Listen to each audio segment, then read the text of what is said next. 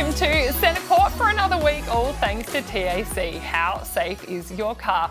Joining me, Ash Brazill. Now, you do have a little friend with us in the studio right now. Louis is asleep in the pram, so if you do hear any cries, don't worry. We're just going to bring him up onto the desk. Do you reckon you'll enjoy being part of Centre Court? I think the cameras might scare him, but I think, Brooke's back at work, so I am being a parent and I'm loving it. So, but hopefully he does stay asleep for this last 30 minutes to an hour. Don't worry, he's more than welcome to join us if he does wake up. Let's get to the agenda. Thanks to TAC. Make safety features a priority in your next car. Visit howsafeisyourcar.com.au. I'm going to throw a few things at you. There's a lot happening in the netball world. And thank you also to everybody who's been joining in the conversation. Hashtag Centre Court Netball. We've been keeping an eye across that. I know you've been busy playing on the weekend and getting your first win for the Magpies. Actually, I might even ask you now, how did that feel, getting the first win for the season? Yeah, it was awesome. And I think, we talk about the first win for the season in 2021, but for a lot of the players, it was like the first win in like a long time. So they got one win last year. And so I think to get that win early on, round 3, fingers crossed. I think Richo's really talked about this is the start of our season now. So hopefully we don't look back, but we've still got a long way to go. Well, yes, you do, but I'm sure just morale around the club, everyone just being a little bit happier knowing that what you had in place, the way you played the game, it worked for you. Did, and you know what, B? It's always nice to sing the song after the game. It's why I play, sing the song after the end of the game. But no, it was good, and it was a tight game as well. Thunderbirds played really well, and I think when a game comes down to like the last whistle, I think that's when you know it's an exciting game, because even though we were up by 2, all it takes is that power shot and then we play extra time now. Absolutely we do. Oh, well, until after 5 minutes, and if it's still a draw, then at the end. I want it to go all the way to a result. Anyway, it's not about me, but it is about the agenda. And the first thing on our agenda today is the Netball Australia governance change-up that's happened. And what was interesting to me, that it was all just put out on a Thursday night, late at night, and then we all woke up to the news the next morning going, oh, there's been some actual massive changes. And one, Paulina Hunt, the chair of the Netball Australia board, she has stood down. She said she'd done her time and she was ready to hand it over to somebody else. We see the Suncorp Super Netball Independent Commission that was set up a couple of years ago to, be able to think about the game differently and not have a Netball Australia hat on the same time that you're trying to work out what's the best thing for what they consider the best league in the world in netball. And so Marina Go chaired that. And so now the Netball Australia board has become a bit of an amalgamation between the Super Netball Commission and the Netball Australia board. I believe there's 6 positions that have been voted on by Netball Australia, and then there's another 3 positions that all the member organisations will vote on, and one will be an athlete representative that will sit on the Netball Australia board. And I think that's really important, that they have a past player thoughts, opinions, and also just help guide the game. There's also an Indigenous person on the board that's what they have allocated a position to. And this has all come out of the State of the Game review that we know Liz Ellis headed up last year. It is huge changes. I really think that we're heading in the right direction, and I think there's been a lot of talk about it, but I think at the end of the day, it's good to see that this is coming into play. What do you think about it? As a player, do you spend much time? Sounds full on, B, when you're talking about that. It is full on. Wow. And governance is such an important thing, and we know our sport has come so far. They need to make sure that they get all of this right so that we can continue to push forward. But I mean, as a player, I think it would be really hard to have your head across all of that's going on, but also, trying to win each game. Yeah, and I think it's different for different athletes. I know for me, I just like to focus on the netball. If I go too into that kind of area, it throws me, it makes me nervous about the game, it makes me nervous about the next year, the following years, and I feel like my job in this area is to be the best athlete I can be, so we have more people watching, more eyes on the game. So for me, that's not really my area, but I know there are players. I know Nat Medhurst, when she was with us, loved hearing all of that kind of stuff. Kelsey Brown for us as well, she's big on all of that. But something we talked about last week is SSN versus Netball Australia, the Diamonds. I would love to be in that room to be like, all right, who's winning this argument in that boardroom? Yeah. Or what are the priorities? Is the Australian Diamonds the number one priority for the Netball Australia board, and to make sure they have the most, I guess, transparency, and they're the most seen and loved netball team in the world in Australia? Or is Super Netball the most important competition, and that's why you can bring in as many imports as you like? That's why we can change up the rules and have the super shot in there, and do we grow that part of the game? Or do we try and find a balance between both? And from my time on the Players Association, it is, you're right, it's exhausting to do it while you're playing. You learn so much, though, about the game. But yeah, it's got to be certain types of people, I think, that can actually do it. But yeah, there were times where I was like, I can't hear any more of the politics and what goes on, because it's definitely good to know, because you obviously want your game to be watched. You want it to be one of the best in the world. Yeah. So I think it is definitely good to know, but at the end of the day, you need to trust people. You need to trust people in power. You've got the likes of yourself, Nat Medhurst, who is a big advocate, Liz Ellis, Kath Cox. Like, we have big names and people that we trust and love to hear from. So I think as long as the right messages are coming back to the athlete and we have the right people in place that we trust, I think, we're in a good way to be, a good place to be. That is a great way to handle it. Next on our agenda, I mean, you would have had to have been asleep all week if you did not hear the comments from, Paul Kent on NRL 360, who was just repeating what Ricky Stewart, Canberra Raiders coach, had said. But let's take a listen to what Paul Kent said. But he said there's no issue there. There's certainly been some tough conversations because Hodgson hasn't been playing well. Joe Tarpany was not playing well. And as Ricky said to me, he said, if I can't have tough conversations with my better players, I might as well coach netball. Oh man, have we not moved on from times where people see netball as this weak and wussy sport, and girls can't catch and girls can't run and all of that stuff? Ugh. It's terrible, startly, and as for starters, don't even get us going on that one. But what really irritated me the most, Braz, was the response from Ricky Stewart. I respect all sports, and it was an off-the-cuff comment. I respect netball. I'm sorry if I offended any girl or boy that plays netball. All sports are tough. I understand that. And that wasn't even the worst of it, because after Ricky Stewart was laughing his way through that, he then goes on to say that all media is good media from what he understands, and that how lucky netball are, the fact that we got some attention last week. Now, I was paraphrasing that, but that's pretty much what he was saying. And I mean, the thing that's so disheartening is that it was just such an off-the-cuff comment by him. It naturally came to him so much to talk about netball like that. As a player, how does it make you feel? I think you hear it all the time. So for me, it's like, oh, yep, it's just another one of those things. Someone who probably has never watched a game of netball in his life, or if he has, it's probably a Net Set Go game. It's not the actual SSN league.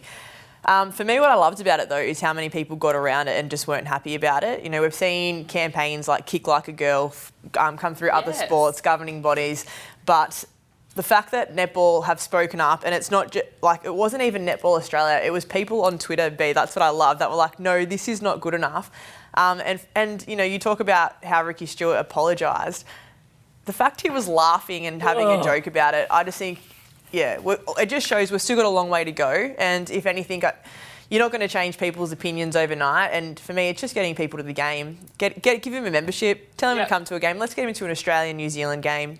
Show you, it is tough. These girls are putting their body on the line just as much as your players, if not more. Yeah. I'd love to see him at a game. And even I love seeing this. Puma always seem to front foot everything. I know they're a huge sponsor of yours, Ash, but just to see what they've put out socially. And I think this shows the power of social media, doesn't it? And to all of our netball community out there, the fact that, whether we're telling you to hashtag Centre Court Netball to help us with conversations or to bring us into your conversation so we can sit up here and answer the things that matter the most to everybody in the community. But the fact that everybody was like, that is not okay. And it was the power of social media, I think, and everybody's responses straight away to Paul Kent, to Ricky Stewart. It forced him to have to come out and give his very weak apology, but it did force the point. If no one had said anything and no one, got caught up in the uproar about it, I don't reckon he would have felt like he needed to say anything. No, or have someone repeat it and think it was okay. It's just a normal thing. To say it once, not good, but to hear someone say it twice and still not be picked up, for me, I'm like, how is this How do people I know. just say that like that? It's unbelievable. Kudos. Come to a game. Come to a game. Exactly. Kudos to everybody out there who took the time to throw out their opinions on Twitter about it and all the other social media channels to make sure that Ricky didn't get away with just saying that. It's not good, and hopefully it is not happening anymore ever again. All right, next on the agenda, we've got Jess Anstis. She took a pass. I did the game between Lightning. If we have a look at this. Now, this is, I believe, as she was getting up, she fell over. It looked like that she had her knee on the ground. Now, the official rule is a player may not throw or play the ball while lying, sitting or kneeling on the ground. And I saw there was a bit of controversy on Twitter about this one. Is this right? Should she have gotten away with it? It's a tough one to call because, I mean, she was getting back up as well, so she was still in control before she let go of it. It's hard for the umpires to call that one. Yeah, I'm going to give the umpires this because it happened to me on the weekend, not the weekend, a couple of weeks ago, exactly the same as Jess Anstis.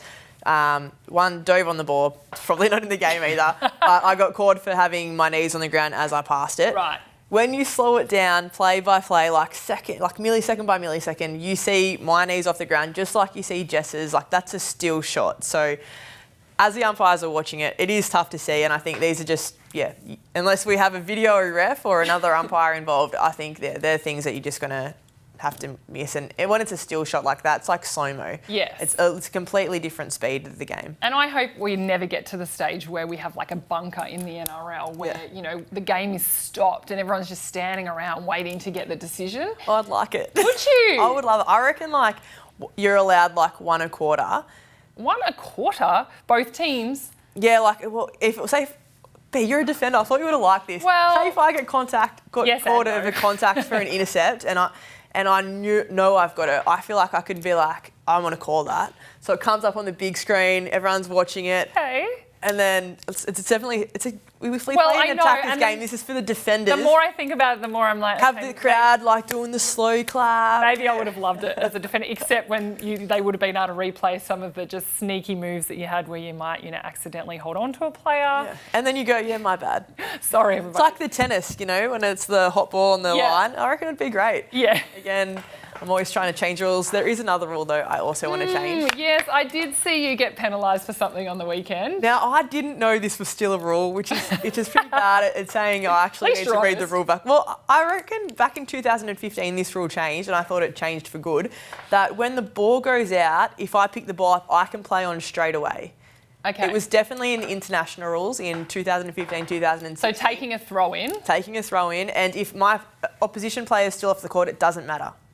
Because in the end, it's their own fault that they're still off the court. Because if they're taking their time back on and you want to move the ball on quickly. Yeah, that's delaying. It should be, I guess, the person who gets the throw in, it should be their opportunity to go as fast as they want. But was it like the incident of Hannah Petty where she flew over the signage on the end of the court, so she was like pretty much like head first into the Thunderbirds bench? I know that didn't happen in your game, but was that like the player who was off court? Was she actually, Yeah, just leave into Hannah the there. bench? I'd leave Hannah there and play on. You got to give them time. Nah, but throw the ball and then go help her up. Get it back into play. Okay, well, you need to use this for your advantage, B. Well, you do. I agree. I mean, and also knowing the rules, Norma Plummer used to say to that, tell us that all the time with the Australian team. She'd be like, you're a 99% better player if you actually know the rules, and you'd be like, oh, okay. She'd hate me right now. God, Plum. Sorry, Plum. I'm really Plum sorry. would not be happy with you. Another thing that I saw, and Irene Van Dyke put this up on her Instagram recently, and look at this, right? So they're talking about Heritage Round. They're not even talking about this, but this is early days when I was playing on Irene just before she retired. And facials. I mean, is there anything wrong with this? Like, do you think that's like obstruction or contact or intimidation or... I'm not even going to comment. But you want to change a rule. And this is the rule I want to change. No, this is obviously, I was very much in the right. Can take goals. I'll put myself out of play for that one right now. But intimidation is always a rule that I've had a few issues with. The fact that I feel like that is a defender's job is to intimidate. Yes, you don't want people yelling and screaming at you while you're shooting. I understand that, but I don't understand how just simply being at 3 feet and waving your hand around is actually against the rules of what a defender should do. A shooter should be able to handle that if you're at 3 feet. Classic defender. Yeah, I know. But do you agree with me? Like, I used to get pulled up if you like jumped and when you landed too hard on the floor, that they would pull you for intimidation. Like Yeah, that's trying a bit to put silly. The shooter off. That I find a bit weird. I find if you got your hand in their eyes and they can't see, I think that's intimidating. Yes. They still should be able to see the But post. if you're 3 foot away and they step in. Well, then, that's their own That's fault. on them. Don't step in, shooters. Anyway, let us know at #CenterCourt Netball what rules do you think should change. But just remember, Ash, Don't play our rules. for this week, you need to wait for the opposition to be player back to get on the court. All right? All right. It's happening. I will wait. Sorry, umpires. And actually, another thing we should highlight, I know there's a lot we're going through, but everyone always asks me, why do the shooter and keeper fight for the ball after a goal is scored? Why is that such a big part of the game? And It does look ridiculous. it does look ridiculous, but there is method in the madness. As a goalkeeper, you want to get that ball first so you can deliver it to your centre as quickly as they want it, so then they can take the centre pass and go. And nobody gets a chance to set up from the opposition team. Or slow it down. On the other side, a goal shooter tries to get it because they want to dictate what happens next. So if I had the ball in my hand as a defender and I saw it was your centre pass as an opposition team, I would then roll it back because I would want to slow down and give our attackers a chance and give our defenders a chance to set up.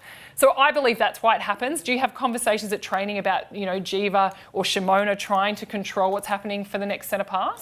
We didn't up until we played the Giants. I think Giants are really good at doing that and just controlling the speed of the game. And I know I probably didn't realise it as much when I played wing defence. Now when I play a centre role, you definitely want the ball back in your hands as quick as possible. And when the other goal shooter's got the ball and just slowly walking... And you're like, give it to me, give it to me. It's frustrating. and like the centre then looks silly because they're trying to run back and, I guess it wastes the centre's energy. So it's a smart thing to do, but... and that is why, absolutely, it does happen because teams... You did it, didn't you? Control all the time. It was honestly part of what we knew when we were playing a team like Swifts who was so quick in attack. Yeah. We needed a chance to set up, so we were going to take our time. And I mean, occasionally you get pulled up for it, like, hurry up, return the ball. But I mean, I can see you just... They're not going to send you off for it, are they? Like, in my mind, you just pushing the goal shooter to get the ball. And lastly, on our agenda, that round 5 and round 6, it's great to see that they will now, both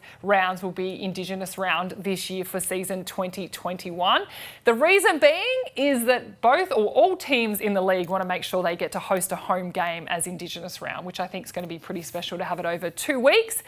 Do you all have different dresses this year? We haven't seen our dress yet, but that will be presented to us. We'll get the backstory on the artist and the artwork, and which it's so exciting. And for us, I know we've done a lot of cultural awareness at the club this year, and for me, it's more just education, understanding like there's so much that has happened in our country that you don't learn about at school, and just hearing, I guess, one of our Indigenous, the role director at our club, just hearing her story and the background and feeling like you belong and it's your country. It's just amazing, and it's really, for me, it's just opened my eyes up to this is the country we live in, and why do we not celebrate this culture? Absolutely, the power of storytelling, and they have some incredible stories to tell.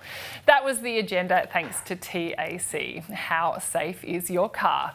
It's now time to get to the nitty gritty, thanks to Lexus of Berwick, your hybrid destination of choice. Visit lexusofberwick.com.au.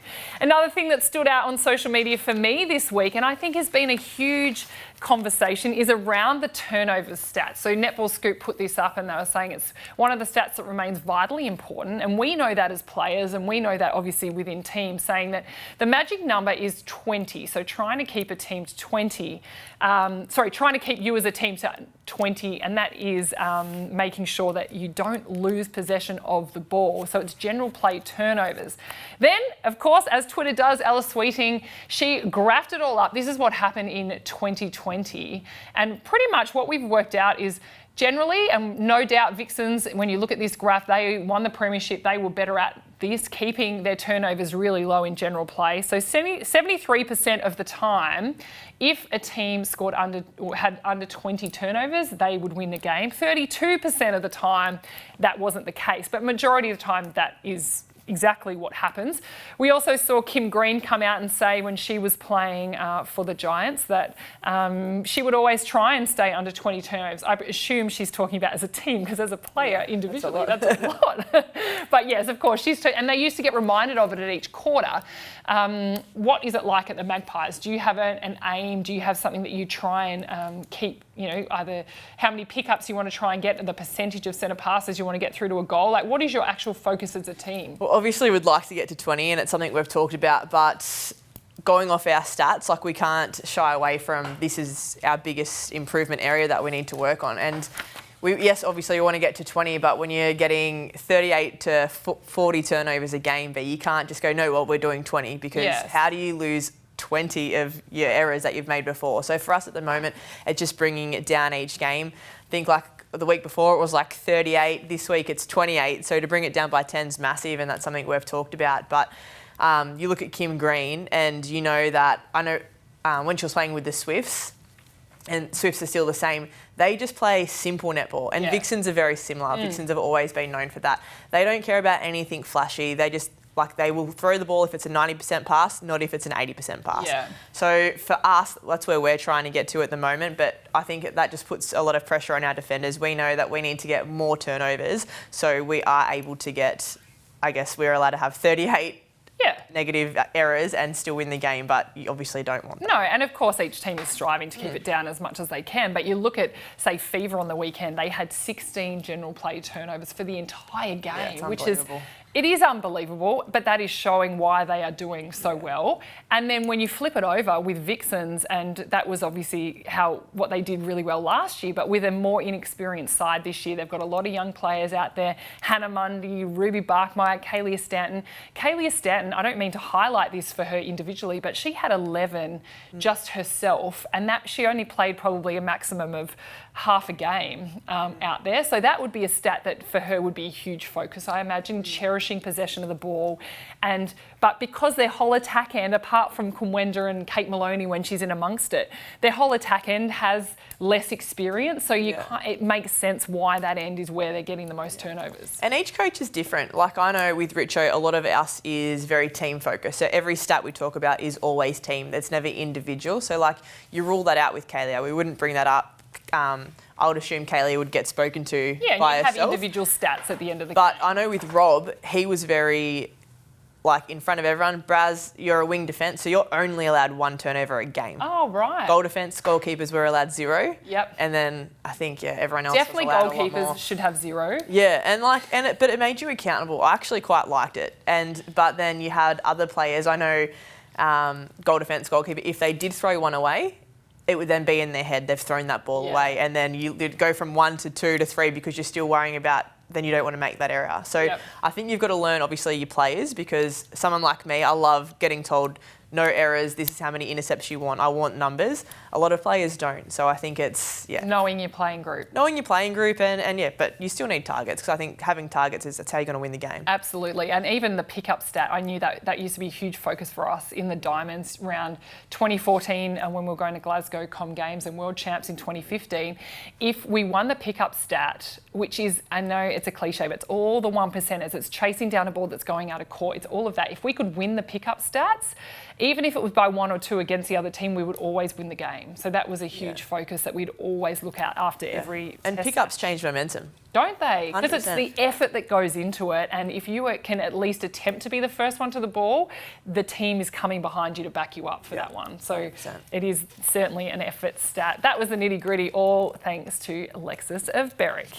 Now it's time to get to your favourite part, and that's our social scoop, Braz. It's not your segment just yet. Damn, I was excited.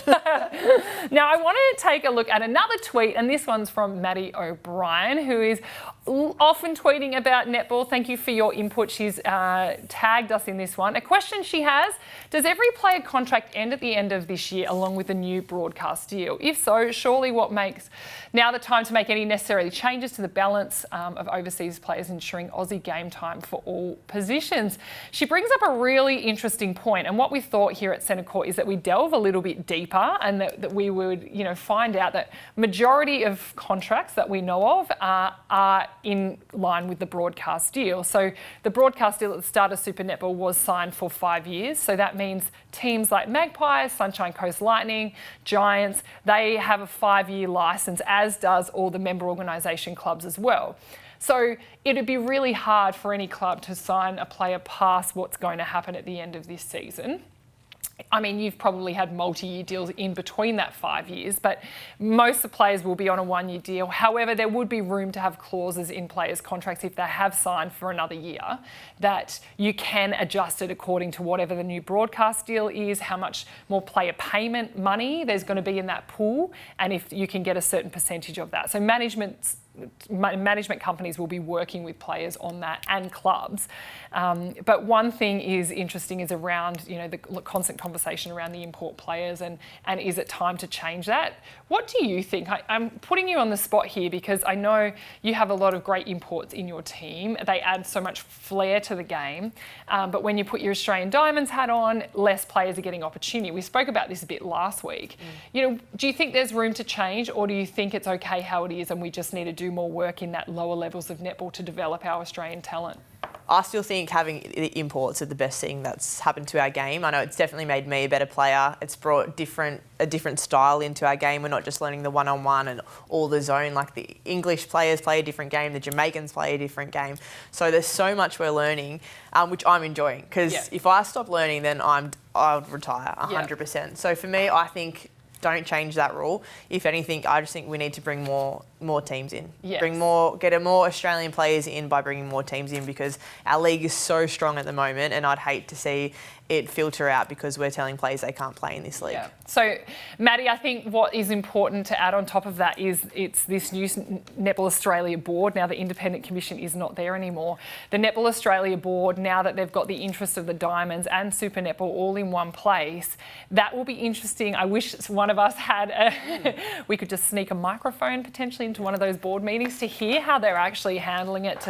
I'm sure it would be one of the most important topics on their agenda right now is how they handle that, and also how they divvy up this pool of money that KO have put into netball. Nobody really knows how much that is, but how much pool of money goes to the elite game, how much goes to grassroots, how much goes to community netball clubs, because all play a very vital role in the sport. And so I think that's an extension on how important it is for the Netball Australia board to get all of that right, to keep every aspect and every part of the game continuing to grow and develop, so that we can make sure that we can have Super Netball as the best competition in the world, but we can also have the Australian Diamonds as the #1 team in the world and winning all the major championships. And because Maddie has brought up contracts, I just want to talk about how contracts work, because being an athlete, obviously when you're in season, all you're thinking about is playing the game. But now everyone's got managers, so you're able to get your managers to talk to your clubs or other teams, and you've got to talk about it, because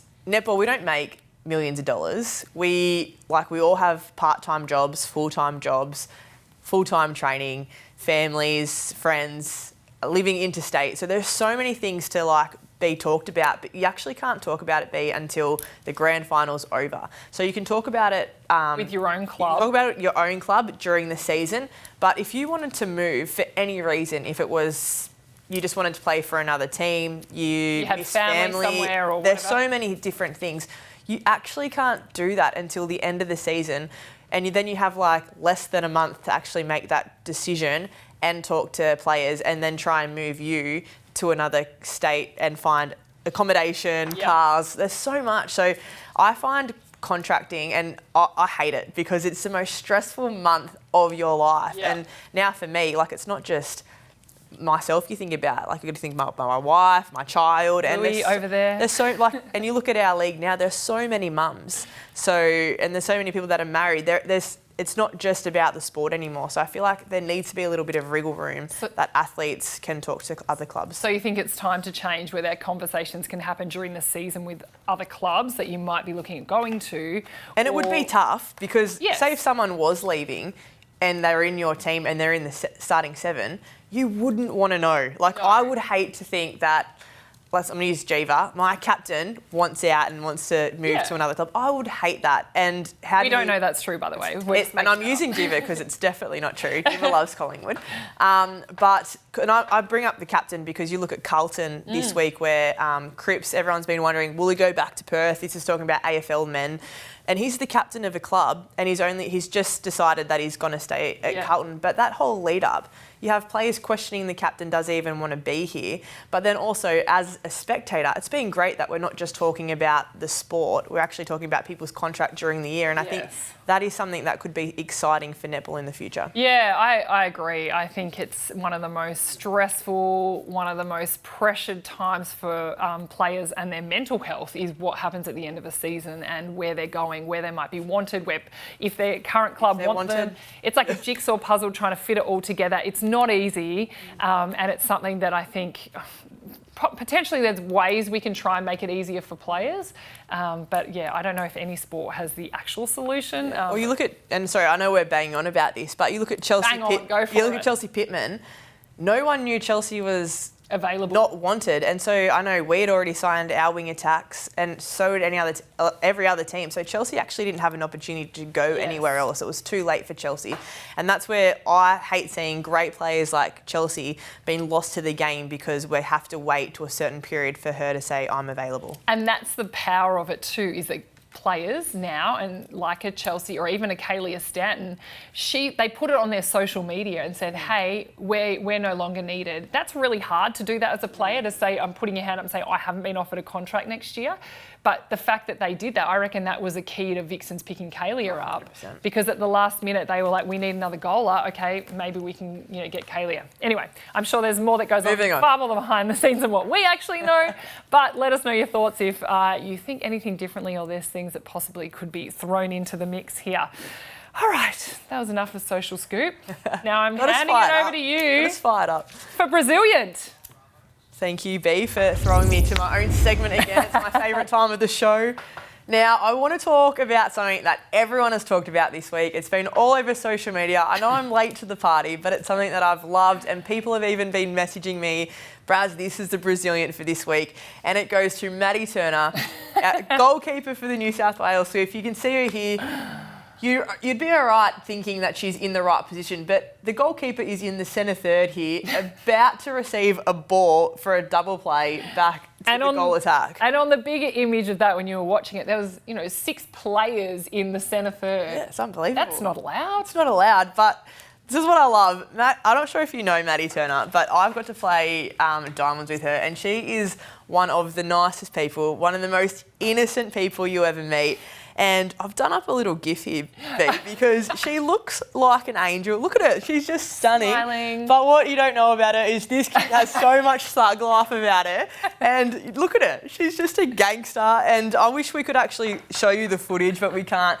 You see her running back, like sprinting back, thinking, oh my God, I'm now the goalkeeper, get back in that third. But no one picked it up. No one picked it up. Not the umpires, not the commentators, no one. No one. So, Maddie Turner, this one goes out to you. I'm so proud of you. This is a rule breaker. I love it. Well done. Try and do it at some stage in the rest of the season just to see if you can get away with it twice in a row. But I just absolutely loved it because not one part of her thought she was doing anything wrong when she was taking that drive out of defence. She thought, I'm on here, I'm free, my player's not coming with me. See, I watched that game and didn't see it. So she is sneaky, so much thug life about it. I love it. That is so great. All right, make sure you continue the conversation on socials. #CenterCourt Netball. Braz, it's been great for another week. It's been political this week, B. I've loved it. It's been a bit stressful, but I am heading back to the netball court after this. Back to training for you. Thanks for watching Centre Court, and thanks to TAC. Make safety features a priority in your car. Visit howsafeisyourcar.com.au. We'll see you next week.